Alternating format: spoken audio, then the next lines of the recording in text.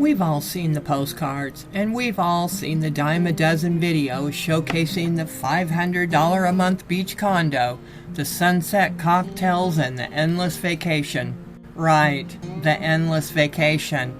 For us, it was the constantly being treated like a tourist, even though we lived in Ecuador full time. We went abroad with the intention of finding our Shangri-La, our paradise on earth, and planting it there. After all, if that's what it truly is, then why not? But after 2 years of being treated like a tourist, we realized something that most influencers won't tell you. A lot of people who retire abroad are actually failing. Not because they ran out of money, but because they never stopped being a tourist, and then they ran out of money. We call this the permanent tourist syndrome. In this video, we're breaking down the 3 signs you're stuck in the permanent tourist syndrome, and we'll show you how to get out.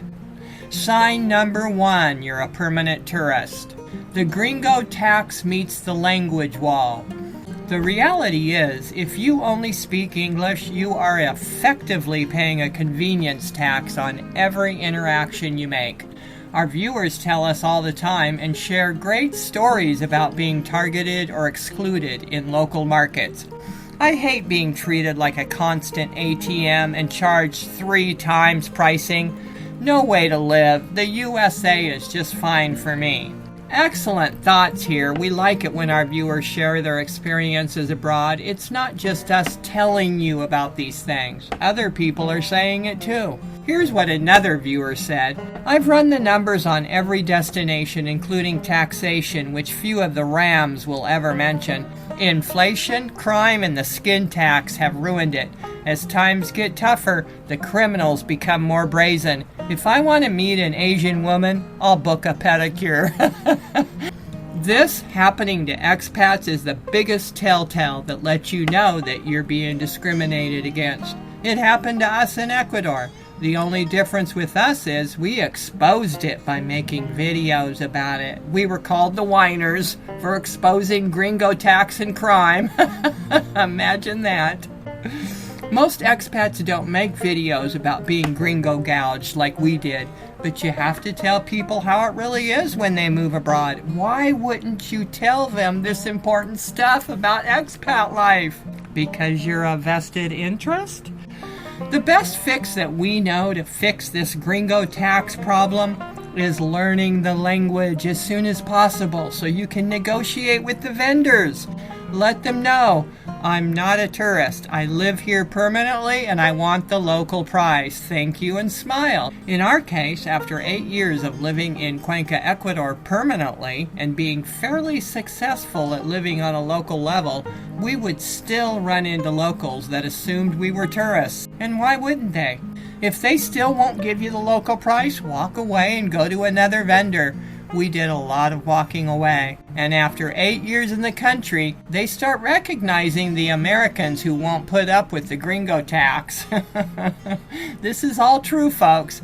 We had to stop shopping at the mercados in Cuenca, Ecuador because they don't have prices on anything. We were getting Gringo taxed right and left all the time. We stopped going to the mercado and bought groceries in the big local big box store called Super Maxi for less than going to the outdoor mercado. Look, here's the goose that laid the golden egg. If you even go to a mercado, the price has to be 1/3 of the store price. Now, before you fall out of your seat, I'm telling you by experience, when I go to the mercado, I buy stuff for 1/3 of the store price or less. You know, you've heard me hint around on some of these last few videos about what's happening at Feria Libre. It's no joke. The gringos push us out. We were, to be clear about it, we were pushed out of Feria. We were pushed out because of the prices, the gringo prices. You know, the place just becomes one big tourist place that's higher than the store. And who the heck wants to go there when you can come here? Right? Nice clean store. So, that's the goose that lays the golden egg.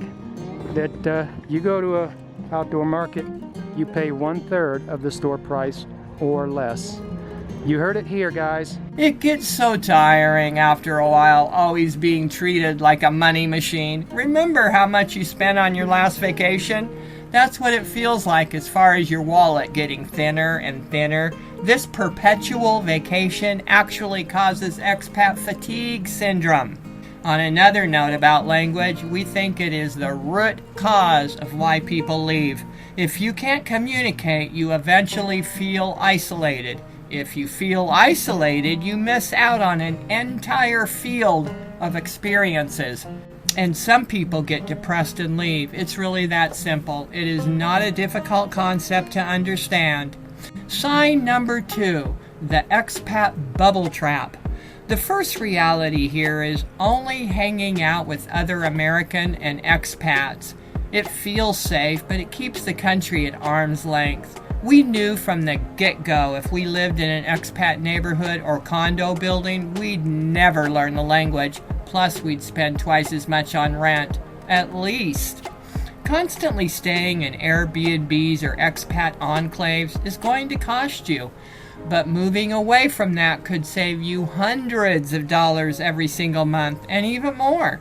It's also really easy to not learn a language when everyone around you is speaking English. Even in the expat cafes and restaurants, you don't need to know Spanish. They're filled with English speakers every day. But you pay a lot more for that, just saying.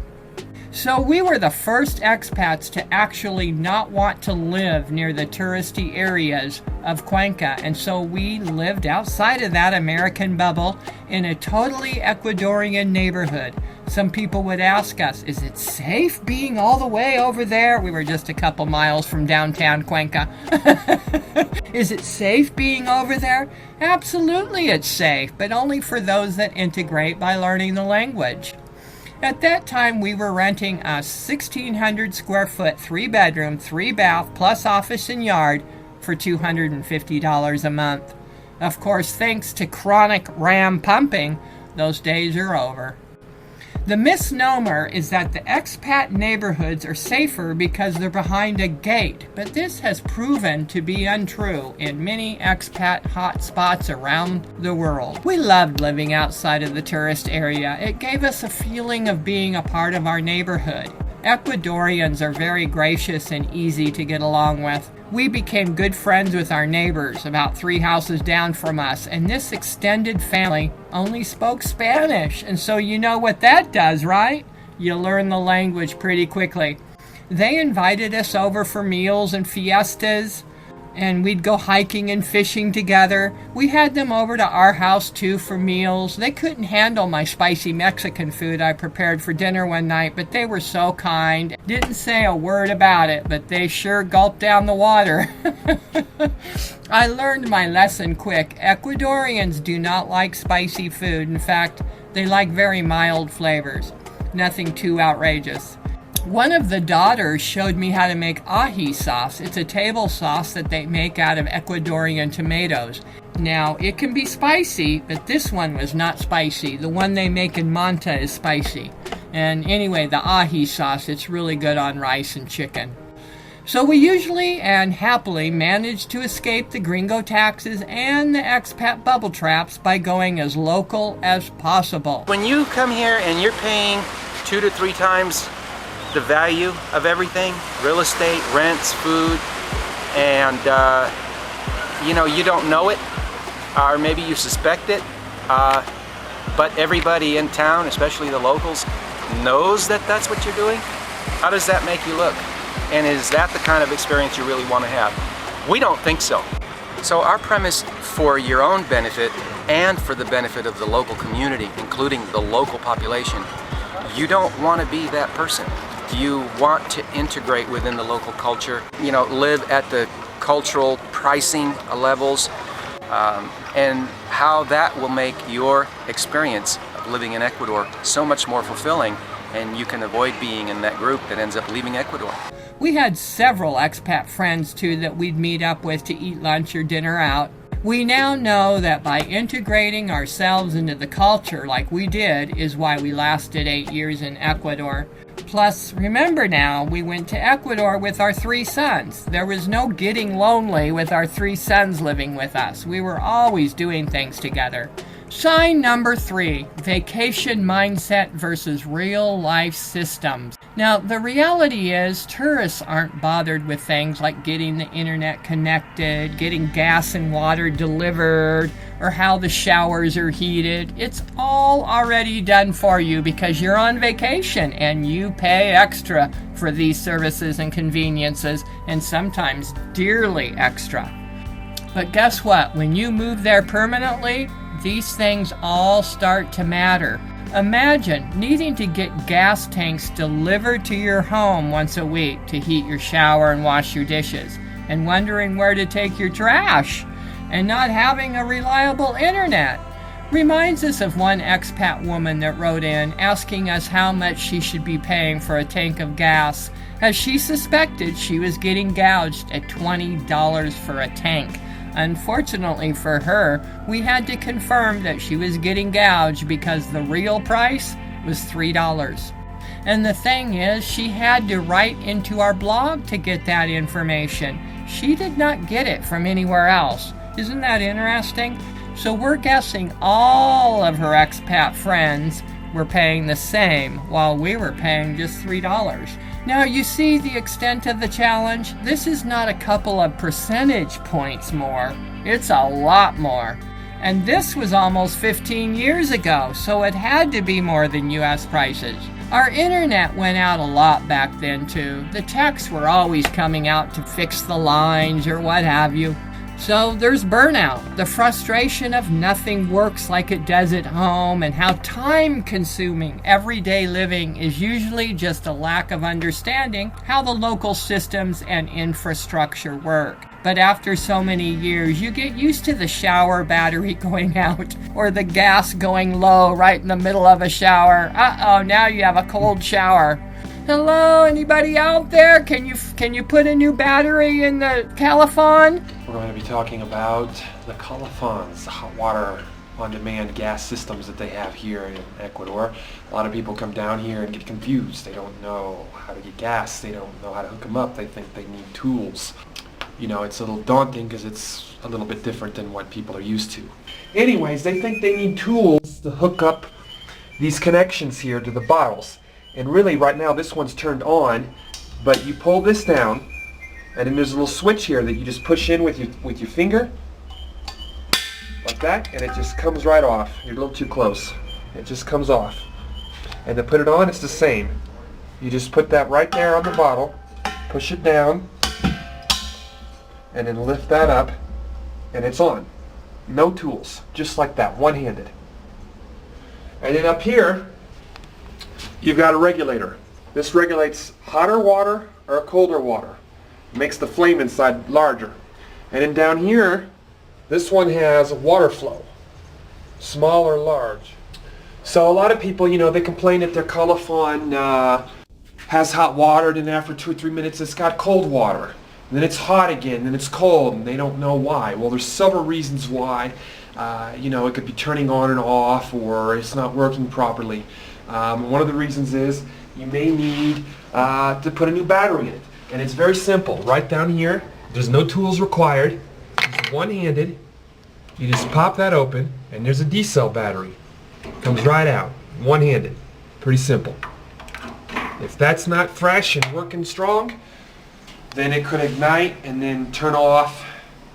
And that's why you have hot or cold water, hot going to cold in your shower. Another reason why you might have hot turning cold is these can be quite sensitive. And you get used to the water going out from time to time too, but not for 4 days. That happened once to us when we lived in Cuenca, Ecuador. We were lugging water buckets up from the river to flush our toilet. Now that was not fun. Now here's a few guidelines on how to actually land to make your move more enjoyable and less expensive. Number 1, learn the language so you can get the local prices. Interact with the locals and make local friends. 2, buy the local food brands. It is much, much cheaper than imports. Imported foods cost more abroad. than they do in the USA. We used to make many videos of imported foods versus the local brands in the grocery stores, and it's the difference between $300 a month grocery bill and $1,000 a month grocery bill. Which sounds better to you? Number 3, stay away from the expat enclaves and bubble traps where rents and eating out costs a lot more than the local prices. And number 4, you have to have a good attitude. Retirement abroad isn't an escape, but it's a new career in learning how to live. So you need a good outlook for that. After the honeymoon phase, you will deal with the reality of daily chores, bureaucracy, and loneliness, and probably in that order. We're not going to lie to you. Living in a developing country and keeping up with daily living is more of a chore than just a flipping on a switch in your home in the US and then you're good to go. Everything takes more time and energy to get going, as you'll soon learn. Some Americans get really frustrated with everything and become ugly Americans. Some Americans think they can wriggle their way into the local government and change customs, regulations, and laws, and they sometimes do. Some Americans go with the flow and enjoy their life abroad as much as they possibly can, but they all end up leaving at some point in time. The bottom line, vacations are an escape, but moving somewhere permanently and then trying to live as if you're still on vacation is truly where the expat fatigue comes in, as we've just shown you. Now, we have a couple of questions for you to help you consider everything with a different perspective when you move abroad. Have you ever felt like a permanent tourist? What was the moment you finally felt like a local? What did you do differently? Why do you think 75% of expats leave the country they move to? We love hearing our viewers' thoughts. Until next video, take care and bye-bye.